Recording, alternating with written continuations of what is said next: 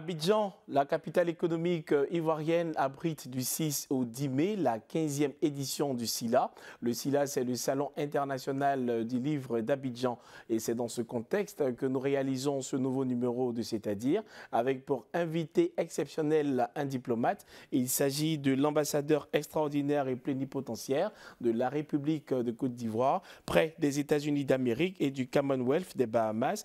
Il est également écrivain. Il vient de publier aux éditions Masaya un roman intitulé L'ombre et la proie, une œuvre de 234 pages paru en janvier 2025 qui nous plonge justement dans le destin tourmenté de Lombeko, jeune homme en quête de dignité, d'amour et de justice sociale. Nous recevons donc avec grand plaisir Excellence Ibrahim Touré. Merci d'avoir accepté notre invitation. C'est moi qui vous remercie de me donner l'opportunité de m'accompagner dans cette aventure que je commence personnellement.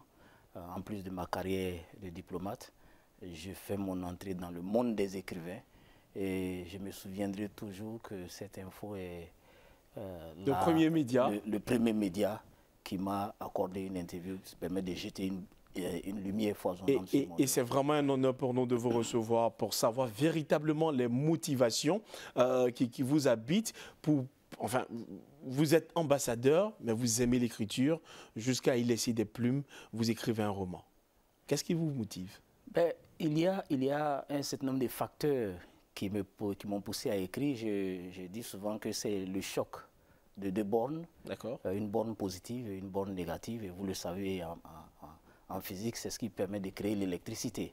Donc c'est le choc de ces deux bornes qui allume cette étincelle littéraire en moi. Borne négative, des expériences négatives que j'ai vécues, le rappel à Dieu de mon père et tout récemment de ma mère, le rappel à Dieu d'un certain nombre de personnes dont nous étions proches aussi bien socialement que professionnellement, qui m'ont amené souvent à réfléchir sur le sens de l'existence. Pourquoi courons-nous tant après le bien matériel quand on sait qu'on va tout laisser partir?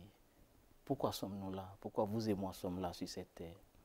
Sommes-nous là pour des raisons uniquement spirituelles, matérielles, ou bien c'est un mixte? C'est ces questions que je pose dans mon œuvre, mais je n'ose pas y répondre. Parce que les réponses sont partielles et parcellaires. Vous posez la question à un religieux, il vous donnera sa conception. À un homme d'affaires, il vous donnera sa conception.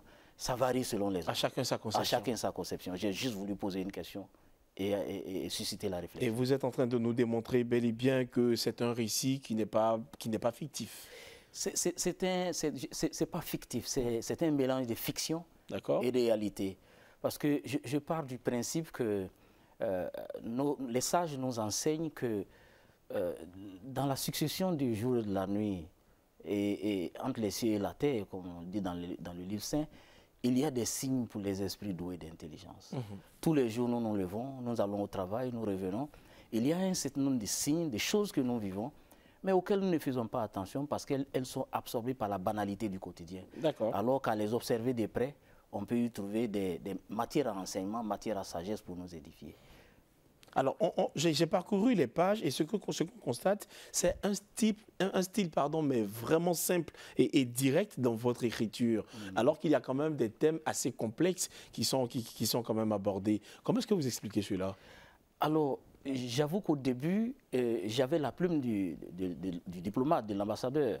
Voilà, quelqu'un qui est habitué à rédiger les notes, les déclarations avec un style précis. C'est ce que j'ai voulu adopter dès le départ.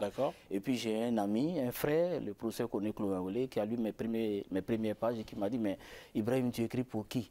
Tu écris pour qui? Tu écris pour qui? Si tu veux écrire pour des professeurs d'université, vas-y.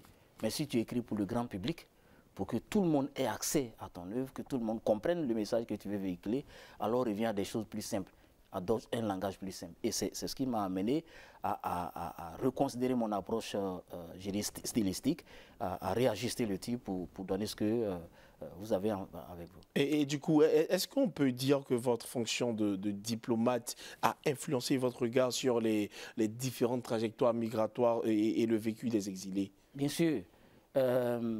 Je vous l'ai dit que c'est à la fois une fiction, c'est aussi une réalité. Le personnage principal, Lombeko, pour moi, c'est un singulier pluriel.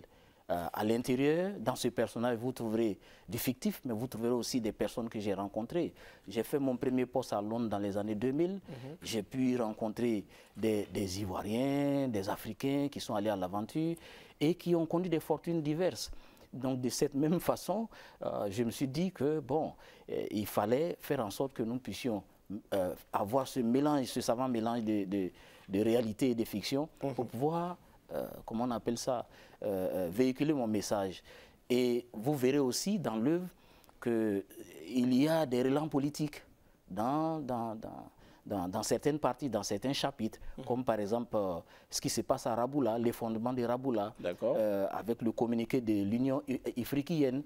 Ça, ce sont des expériences que nous avons vécues lorsque nous étions aux Nations Unies et plus particulièrement au Conseil de sécurité, et que j'ai voulu traduire de manière un peu parabolique dans cette œuvre.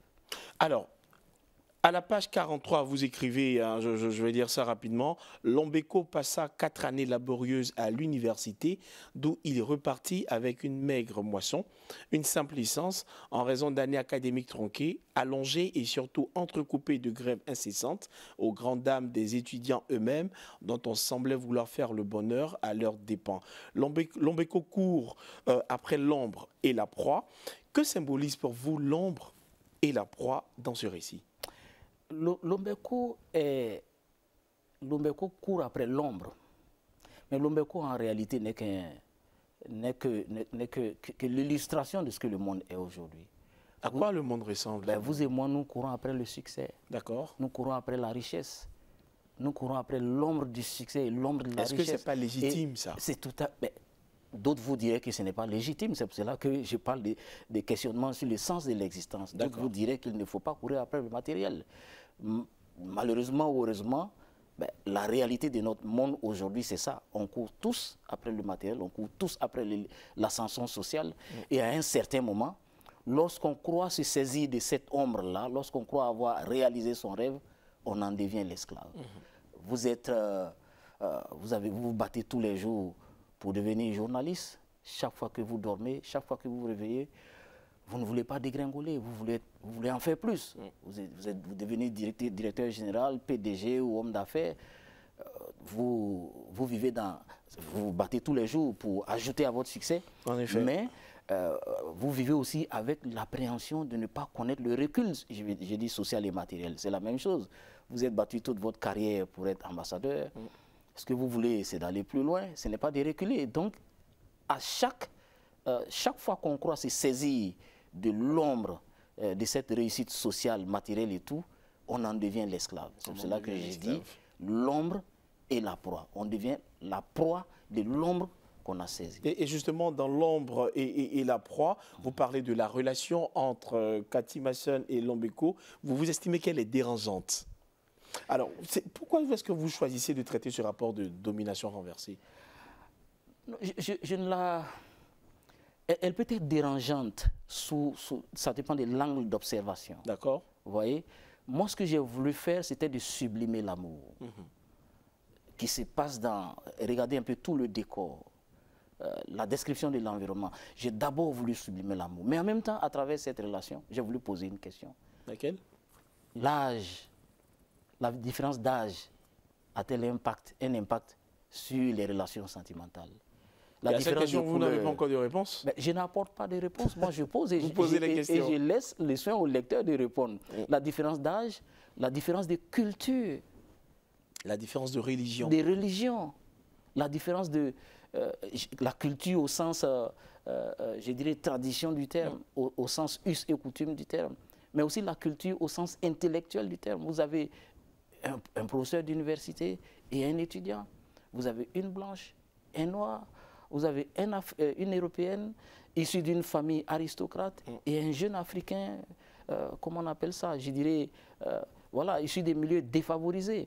Donc, c'est ce contraste que j'ai voulu mettre, mais en même temps dire qu'on peut, de tout ce qui peut être, je dirais, antinomique ou opposé, on peut créer quelque chose d'harmonieux.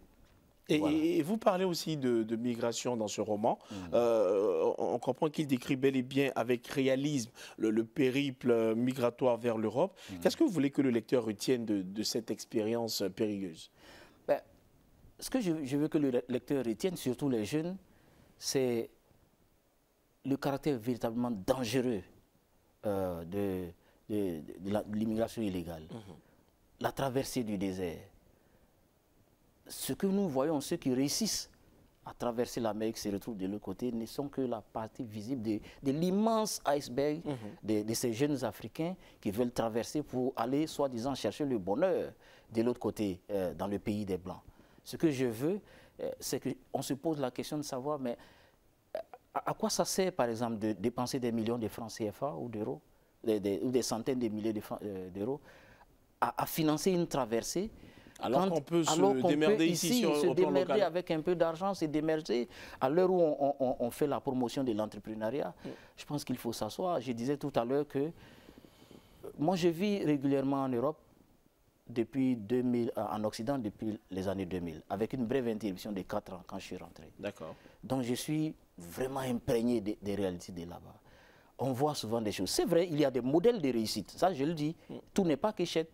Mais il y a aussi beaucoup de souffrance. Ce que j'appelle le piège de l'aventure, quand il se referme sur nos compatriotes, il est douloureux. Parce qu'ils se retrouvent dans ce dilemme-là, où ils n'ont pas ce qu'ils sont allés chercher. Est-ce que vous êtes en train, indirectement, de conseiller aux jeunes de ne pas y mettre les pieds, finalement? Je ne dis pas qu'il ne faut pas y mettre les pieds. Il faut y mettre les pieds dans la légalité. Regardez aujourd'hui ce qui se passe autour de nous, en Europe, en Occident principalement. La montée des extrêmes, des partis extrémistes, des partis anti-immigration. C'est véritablement ça aujourd'hui. Donc, je pense qu'ils sont arrivés à un seuil où ils estiment que, bon, je dirais trop, c'est trop. Parlons de migration aujourd'hui. L'actualité avec Donald Trump, c'est laquelle concernant ce sujet? L'actualité avec Donald Trump, c'est ce que vous savez. La lutte contre l'immigration illégale fait partie de sa politique. Nous, en tant qu'ambassade ou ambassadeurs, la première obligation qui nous est faite, c'est de nous soumettre aux lois de l'État d'accueil. Alors, si nous sommes sollicités pour, comment on appelle ça, sur des cas d'Ivoiriens ou de personnes prétendument ivoiriennes qui seraient dans les liens de la détention et pour lesquels on sollicite des rapatriements, en lien avec la capitale, nous vérifions s'ils sont véritablement ivoiriens. Voilà. Autant ne pas les laisser parce qu'on les détient pendant des mois, des années. C'est clair. Voilà. Et dans votre livre, vous évoquez également les sacrifices des jeunes diplômés et leurs désillusions. Qu'est-ce qu'ils doivent retenir, ces jeunes Africains? Ce qu'ils doivent retenir, c'est qu'on peut, comme Lombeko, aller à la recherche du feu sacré du savoir.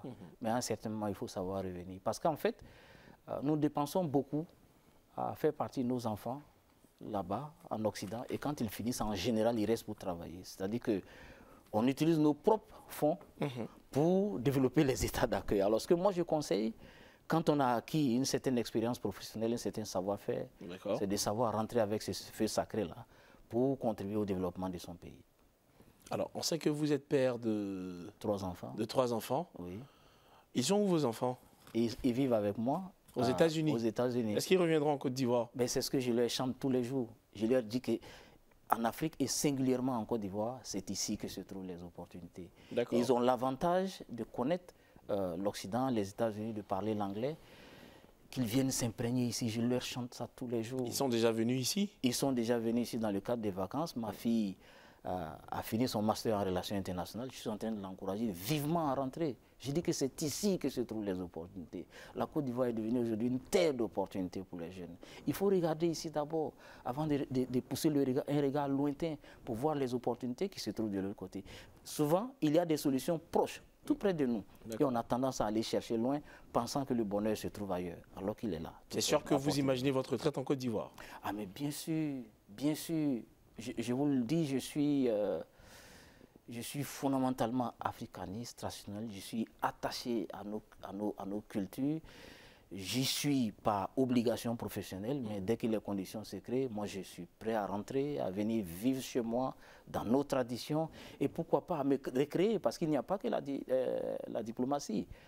Quand on est à la retraite, Ben voilà, je suis déjà écrivain. Vous êtes déjà écrivain? C'est une activité que je vais mener. Vous êtes écrivain et vous prenez part pour la première fois au Salon international du livre d'Abidjan. Est-ce que vous pensez que la littérature peut contribuer mais véritablement à changer les mentalités ou même les politiques sur la migration et la dignité humaine? Mais la littérature, c'est d'abord un moyen d'éducation et de formation.